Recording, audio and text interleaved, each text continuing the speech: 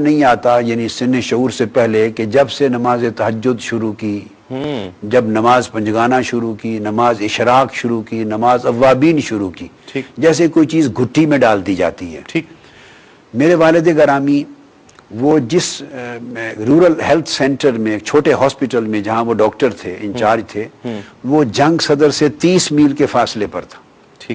پھر کالج میں جب آئے تو میں نے میٹرک کے بعد F S C medical sciences میں نے ایف ایس سی کی، اور نمبر بڑے اعلیٰ تھے تو گورنمنٹ کالج فیصل آباد میں نے اپنے 2 سال پڑھائی کی۔ وہ 48 میل دور ہے جنگ سے۔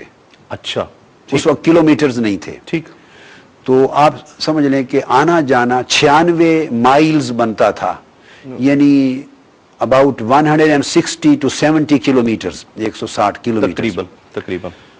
اب دینی تعلیم شام کو عصر کے بعد رات کے 11 بجے تک وہ مجھے صرف، نحو، منطق، پھر فقہ، اصول فقہ، پھر اسی طرح علوم، بلاغت، معانی، علم بیان، علم بدیع اور کلام، اور پھر تفسیر، حدیث، اور یہ تمام کلاسیکل جو سائنسز ہیں درس نظامی کے اسباق پڑھاتے تھے رات 11 تک۔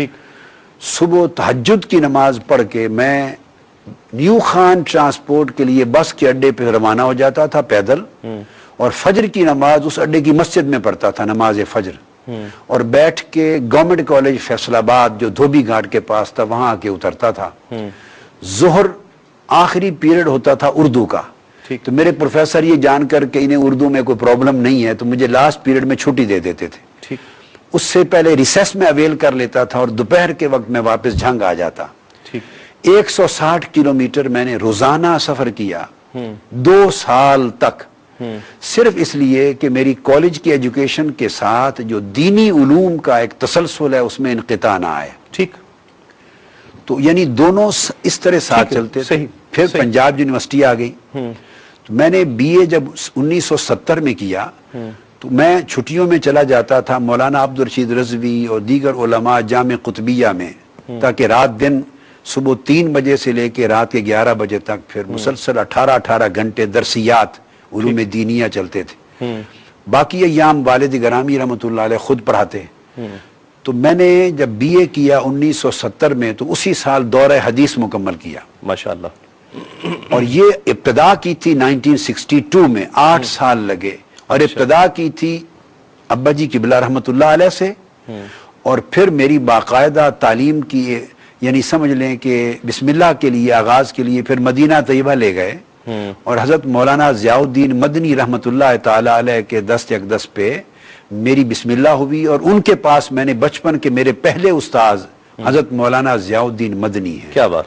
اور گنبد خضرا کے سامنے مدرسۃ العلوم شرعیہ تھا اس زمانے، اب وہ نہیں، اب تو ساری مسجد نبوی بن گئی ہے، تو وہ ایک گلی نکلتی تھی، بہشتی گلی بولتے تھے اس کو، اچھا، اور وہ پھر تھوڑا سا کروٹ لے کے سیدھا جنت البقیع کی طرف جا کھلتی تھی۔ اس جگہ ہمارا گھر تھا، اور دائیں طرف گنبد خضرا کے سامنے مدرسۃ العلوم شرعیہ جہاں میں ابتدائی تعلیم حاصل کرتا تھا۔ تو انہوں نے بچپن سے لے کر میری تعلیم کے کسی بھی زمانے میں دونوں چینلز میں کسی ایک چیز میں کمی نہیں ہونے دی۔ بی اے کیا تو دور حدیث مکمل ہو گیا، پھر میں ایم اے کے لیے پنجاب یونیورسٹی آ گیا۔ تو جب ایم اے پنجاب یونیورسٹی میں کیا، اور اس کے بعد لاء کیا یونیورسٹی لاء کالج سے، تو 4-5 سال کا قیام تھا لاہور میں۔ اب دور حدیث تک تو میں پڑھ چکا تھا، مگر اس کے باوجود تاکہ علم سے شغف میرا قائم رہے تو حزب الاحناف حضرت ابو البرکات سید احمد قادری رحمۃ اللہ علیہ کے پاس ان کے دور حدیث میں 4 سال مسلسل میں شرکت کرتا رہا، تاکہ شغف جو ہے کتب حدیث کا اور علوم کا پڑھنے کا، اور اس وقت کے اور بھی کچھ جید علماء کے دروس میں مجالس میں جاتا رہا۔ ڈاکٹر صاحب، میں ہمیشہ ایک یہ چینل ساتھ ساتھ دونوں میں چاہتا ہوں آپ کی زندگی کے بہت سے گوشوں کے حوالے سے لوگ جانتے رہیں یہ سب چیزیں۔ آپ نے بتایا کہ نمبرز اس میں بھی بہت اعلیٰ، اسٹوڈنٹ بھی آپ بہت ماشاءاللہ بہت اچھے رہے۔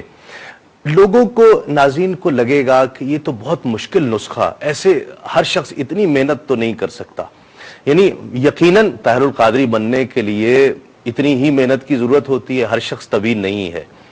کیسے؟ ایک ہوتا ہے علم، ایک نالج ہے، ایک ہوتا ہے اس کو لوگوں تک ڈیلیور کر دینا، جیسے ایک جام کوثر کی طرح انڈیلتے رہنا اپنے سامعین کو۔ کیسے یہ چیزیں کس طرح سے آئیں؟ یعنی نالج ہم دیکھتے ہیں بہت سے علماء جب مورخ ایک بہترین مقررین کی فہرست بنائے گا تو وہ آپ کو نظر انداز نہیں کر سکتا دنیا کی تاریخ میں، پاکستان اسلام کی تاریخ میں، کہ ڈیلیور کرنا یہ کیسے ذہن میں آیا یا یہ کیسے ڈیولپ ہوئی؟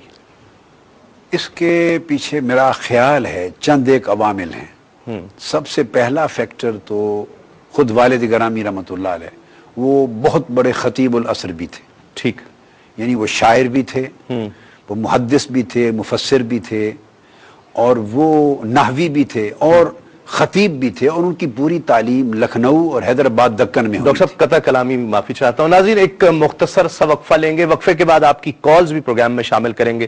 وقفے کے بعد لوٹتے ہیں اس یقین کے ساتھ آپ کہیں نہیں جائیں گے۔